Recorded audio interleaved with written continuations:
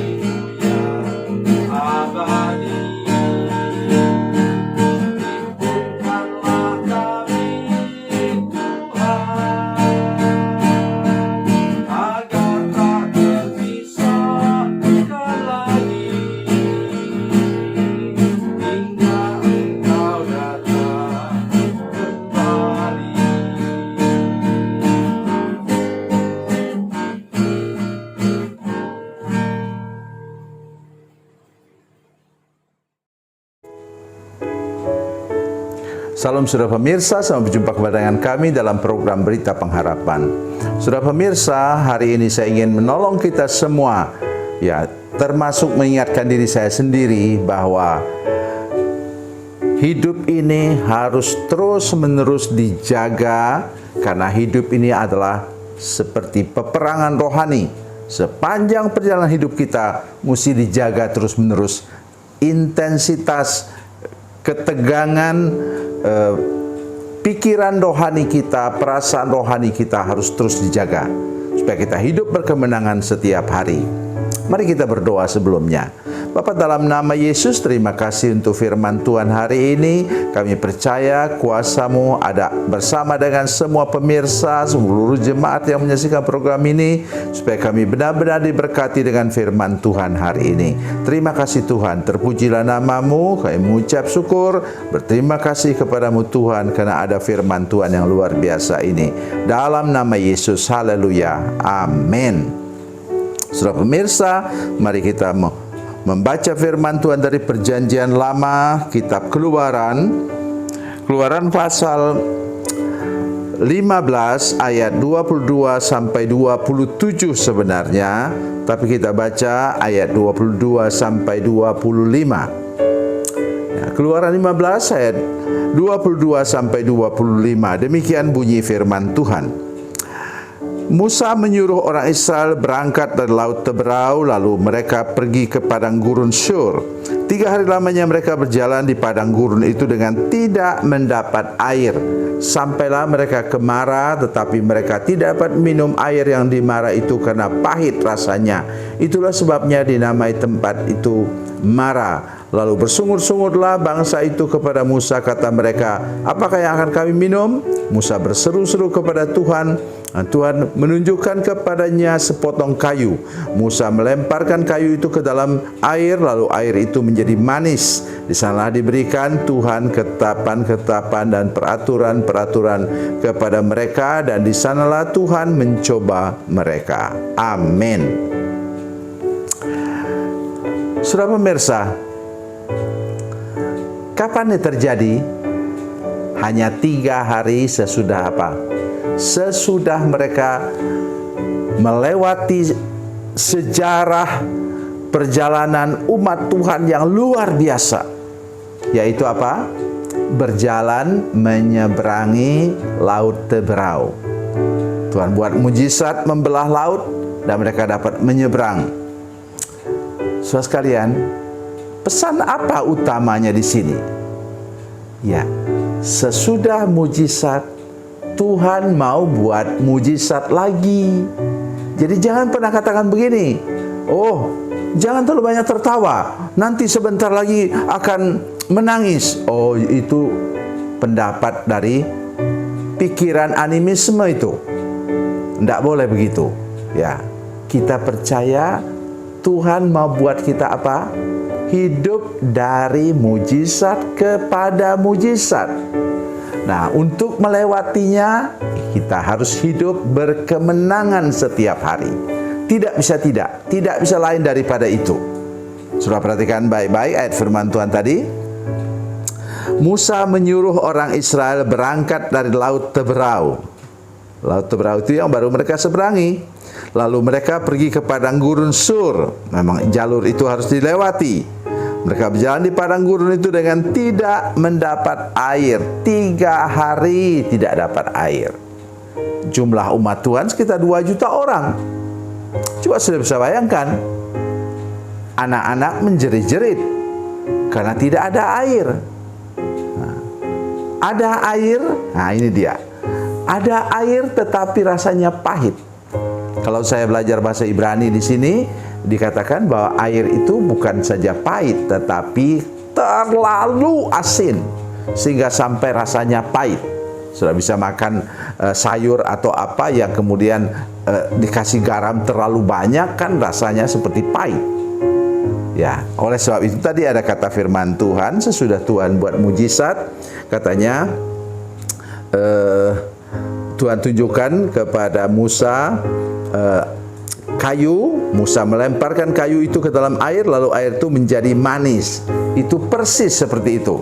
Karena tadi terlalu asin, maka sekarang air itu menjadi manis.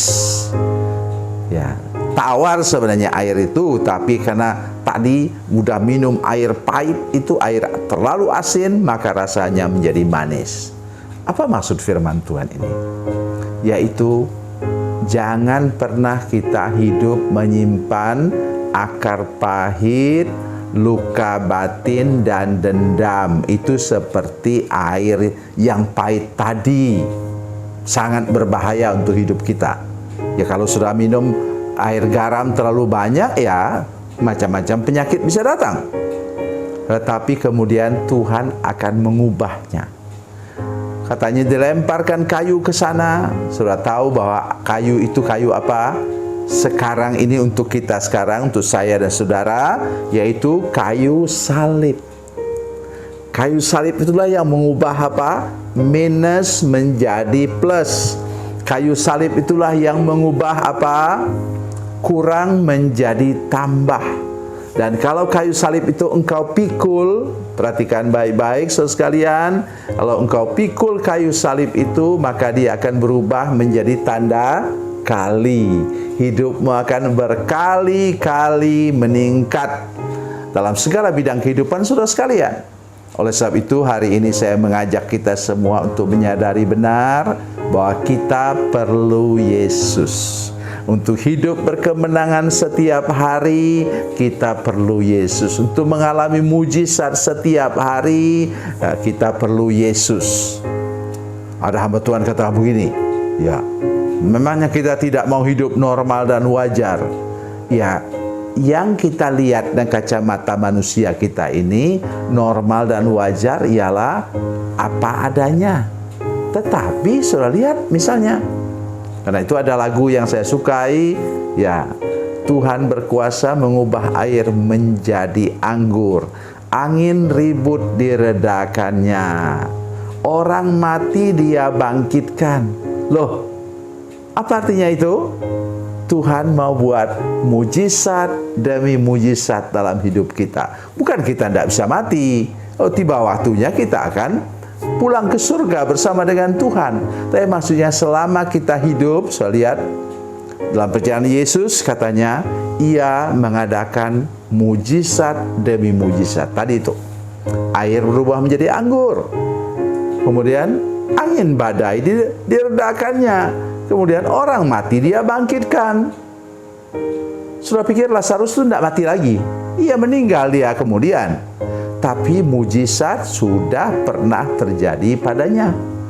Itulah sebabnya kita harus sungguh-sungguh sampai kepada titik di mana kita sesudah mujizat menyeberang laut Teberau, Tuhan siapkan mujizat air pahit menjadi air manis. Sesudah itu apa lagi? Ya, terus.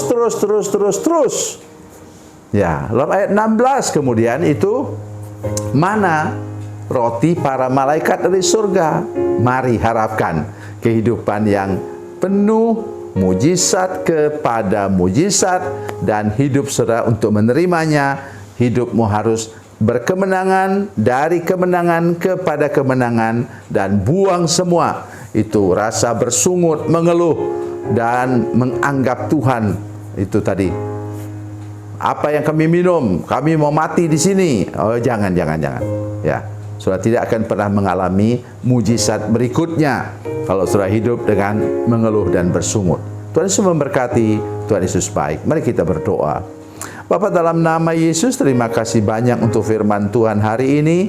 Kami bersyukur ada firman Tuhan yang ajaib yang Tuhan siapkan bagi kami. Dan kami percaya Tuhan mau mengantar seluruh jemaat, semua pemirsa menyaksikan program ini untuk hidup dari kemenangan kepada kemenangan.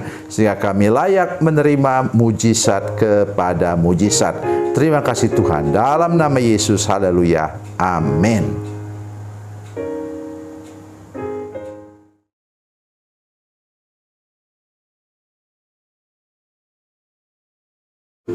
Salam saudara pemirsa, mengakhiri program ini saya mohon kepada saudara-saudara pemirsa sekalian untuk bila saudara menyaksikan program ini melalui channel YouTube, maka tekan subscribe dan bunyikan lonceng. Dan bila saudara menyaksikan program ini melalui channel Facebook, tolong saudara-saudara sekalian tekan like dan juga komen. Dan demikian pula bila sudah menyaksikan program Makanan Bergizi hari ini yang tertulis, maka tekan yang sama juga, tekan like dan tekan komen.